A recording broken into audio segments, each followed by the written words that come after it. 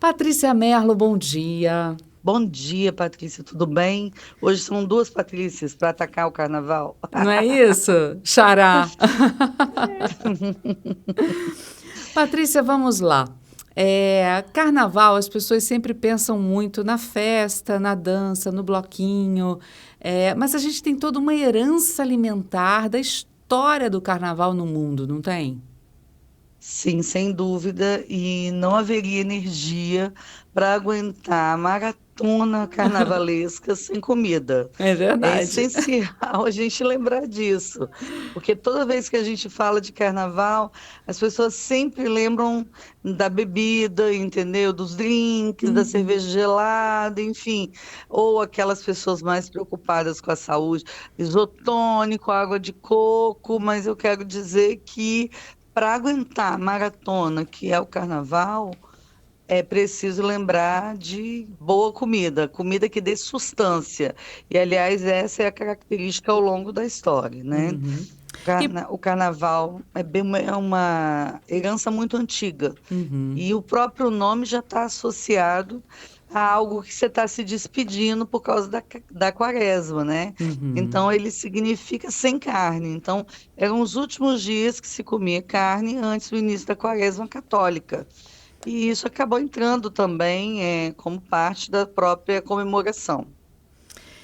Bom, e a gente pode falar então de carne de todos os tipos? Tem uma carne específica, carne vermelha, carne de porco, peixe?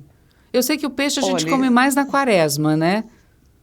durante a quaresma, e aí pensando, né, ao longo da história, né, inicialmente a restrição era sobretudo a carne vermelha. É importante a gente lembrar que no mundo antigo, talvez essa seja uma informação que as pessoas não tenham, Hum. mas no mundo antigo a carne vermelha é uma carne que se come poucas vezes, porque é muito difícil você abrir mão de um touro, de um boi ou mesmo de uma vaca, porque eles têm uma força motriz para o trabalho muito grande. E uma vaca, por exemplo, ela produz leite, que dá para você fazer queijo, entendeu? Então ela tem Uhum. outros usos. Então, normalmente, só os mais ricos comiam carne de boi, não é? Uhum. Agora, há uma outra variedade de carnes, que são as carnes brancas, né? E aí vai o peixe, vai o porco, vai o pato, enfim, galinha, tudo está incluído meio que nessas carnes brancas.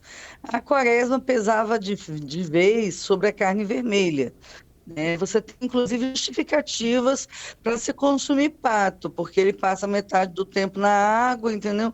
Então, estaria mais próximo do peixe do que de um mamífero, vamos dizer assim, né? Em Uhum. termos de consumos alimentares. Mas isso tudo tem uma lógica dentro da perspectiva do catolicismo, sobretudo na Idade Média. Hoje, as pessoas fazem quaresma, abrindo mão de diferentes coisas, né? Uhum. Aquilo que eu gosto mais, por exemplo, eu tenho amigos que, não, na quaresma eu não vou abrir mão do chocolate, ou eu não vou beber cerveja, ou não vou tomar vinho. Enfim, Uhum. isso vai variar de acordo com a opção de cada um.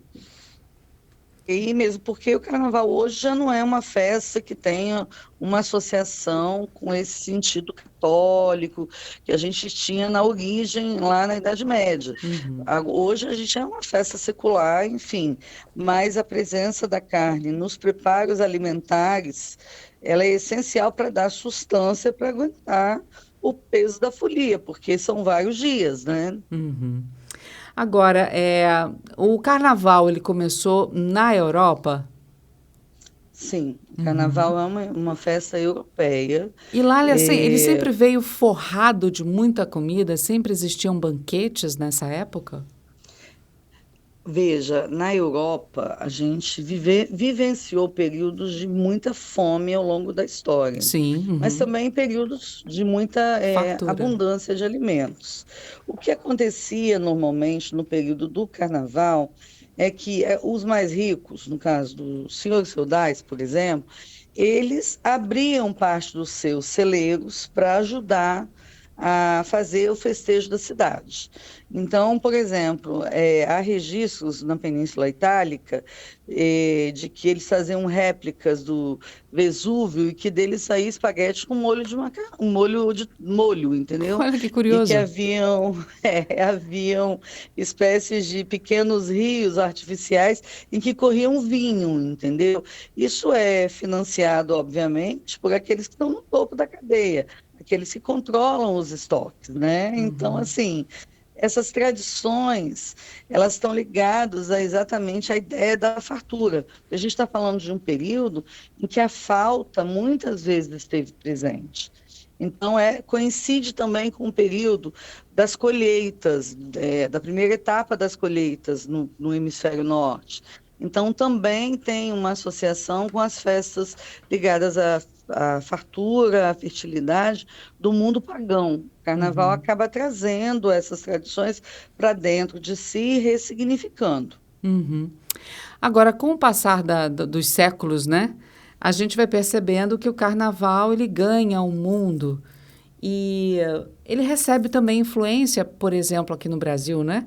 Influência de indígenas, influência de africanos, tanto na forma como se comemora, como se pula, se festeja o carnaval, mas também na comida, na alimentação nesse período. Com certeza. Lembrando que o Brasil é uma invenção europeia.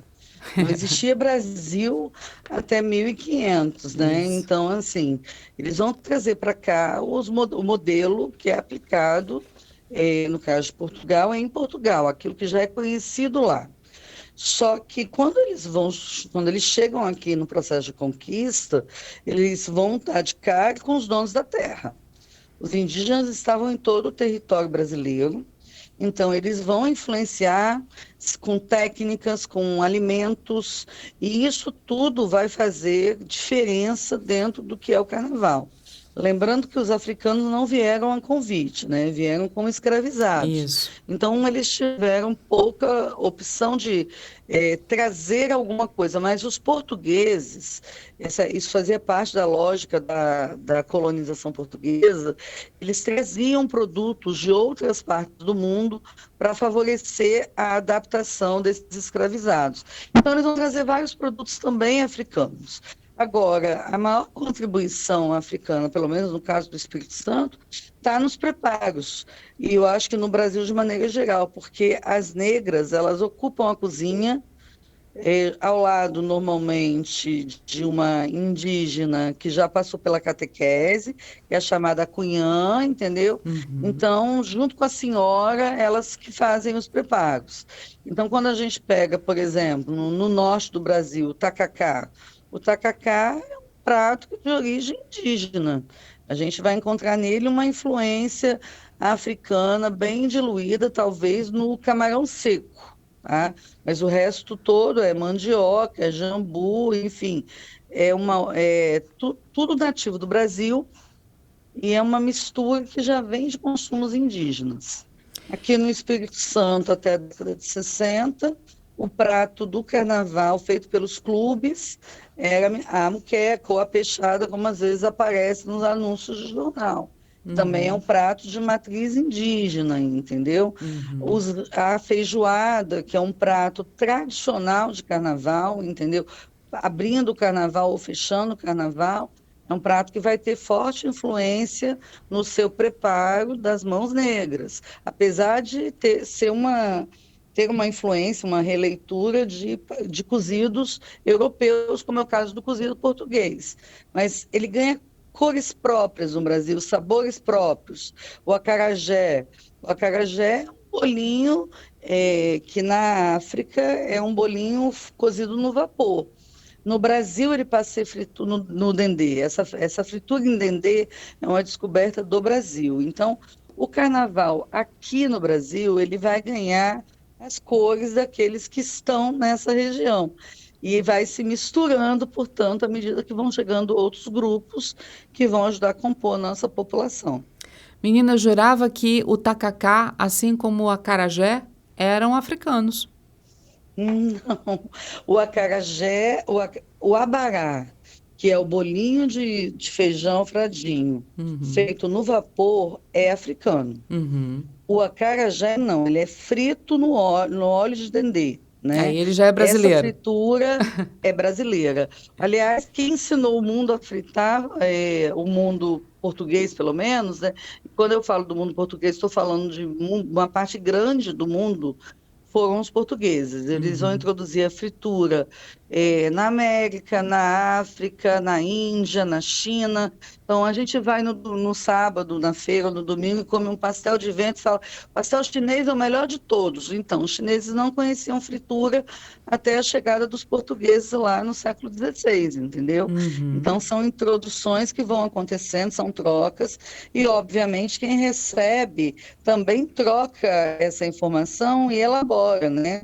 Então, a gente vai ter aí outros resultados. É a circularidade de saberes, de técnicas, de pessoas, a grande marca. Por isso, não dá para identificar uma raiz única. A gente tem influências que são trocadas e compartilhadas. Uhum. Agora, você falou da influência indígena, a gente, do peixe, né, também consumido, a gente, Sim. claro, leva isso até a nossa moqueca. Mas eu te pergunto sobre a feijoada. Feijoada é uma comida de carnaval, é uma comida de ano inteiro? Onde é que ela se encaixa nessa alimentação da folia ou ela não se encaixa? Olha que coisa interessante. Todo mundo, quando vê a palavra feijoada associada ao carnaval, fala: não é possível que alguém aguenta comer uma feijoada para sambar, entendeu? Uhum. Todas as escolas de samba fazem feijoada no período do carnaval Sim. e normalmente também para fechar o carnaval. É uma tradição no Brasil. Porque, como você vai ter muitas horas de desfile, de bloco, enfim, você precisa ter substância. Tá? E a feijoada é um prato que tem isso, ela vai trazer essa sustância para o sujeito aguentar. Obviamente que ninguém vai comer feijoada até morrer, né, gente? Tá mais nesse calor que a gente está. Mas Uhum. outra coisa popular que remete um pouco essa coisa calórica, forte que é a feijoada, é o caldo de mocotó, que é uma tradição também no período do carnaval. Por quê? Porque ele é gorduroso, isso significa que ele dá sustância para o sujeito aguentar beber e aguentar o carnaval. O Uhum. baiado também não é um prato leve, que é lá do sul do Brasil, entendeu? Ele foi inventado no período do carnaval, para aguentar a folia, entendeu? É um Uhum. prato feito à base de carne, que cozinha lentamente. É um prato pesado se a gente parar para olhar. Mas quantos dias são mesmo no carnaval? Então, para ter energia para isso tudo, o sujeito precisa estar preparado também do ponto de vista nutricional, Uhum. tá? Hoje em dia, com todo esse apelo à boa forma, à saúde, à vida saudável, que, claro, né, é fundamental, a gente ouve muito falar das frutas, né, que frutas são essenciais. Tem muitas frutas que são aquosas, que ajudam também na hidratação. As frutas sempre estiveram no carnaval ao longo da sua história? Não, nem sempre. Quando a Hum. gente pega no mundo antigo, por exemplo, mesmo na Idade Média, havia uma certa desconfiança sobre as frutas, porque a maneira como a medicina funcionava classificava os alimentos de acordo com os humores, os elementos, os quatro elementos, né? Água, fogo, terra e ar, enfim. Então, nem tudo é indicado para todo mundo, tá?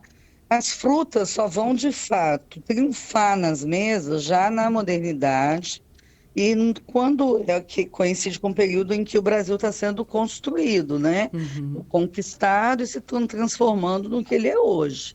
Então, no Brasil, a gente vai ter um consumo grande da banana, por exemplo, que não é nativa do Brasil, só a banana da terra é nativa do Brasil, que é a banana. Ela chega aqui por mãos dos africanos, quer dizer, era um hábito africano, mas ela é nativa da Ásia, para você ter uma ideia de como é que a gente está falando sempre da circulação de coisas, né? É verdade. O coco, a água de coco. O coco também não é nativo do Brasil, ele é da Oceania, e a hipótese mais conhecida é que ele tenha chegado flutuando pelas marés, pelas correntes oceânicas.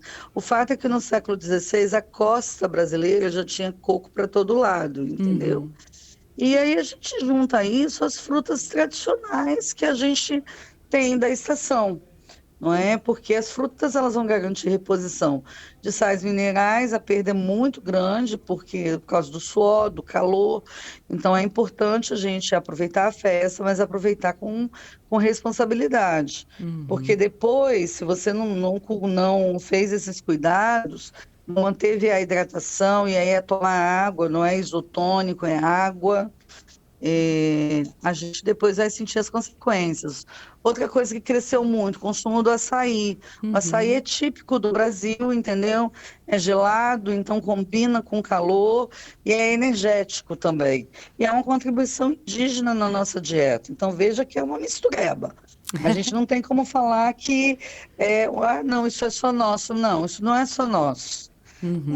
Isso é uma troca que acontece em diferentes lugares e momentos e que vai resultar num carnaval tão único que é o Carnaval do Brasil, É a que é o mais troca. famoso do mundo, né? Exatamente, essa troca de energia gostosa também. Patrícia, como é bom conversar com você, minha xará. Como é bom a gente aprender com você. Obrigada, Te Paty. agradeço, viu, por estar Obrigada. conosco nesse carnaval. Imagina. Eu agradeço a oportunidade e, assim, eu queria dizer para os nossos ouvintes que a gente deve ter muito orgulho de ser esse país misturado, miscigenado, com tantas contribuições. É isso que torna o Brasil um lugar único, sabe? Não Uhum. só no carnaval, mas o ano inteiro. Então, é sempre uma oportunidade da gente estar aprendendo um pouco sobre a riqueza imensa que esse país tem, seja de gente, seja de saberes, seja de festas, seja de comida, enfim. Isso é o Brasil. Ainda bem, a gente tem a oportunidade de experimentar coisas e descobrir raízes que a gente nem sabia que estão dentro de nós e dentro da nossa cultura, né? É verdade. Que bom que você está com a gente para ensinar, tá?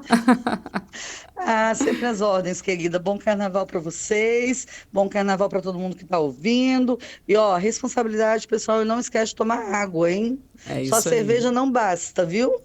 É isso aí. Obrigada, Patrícia. Até a próxima. Um abraço. Até, um abraço.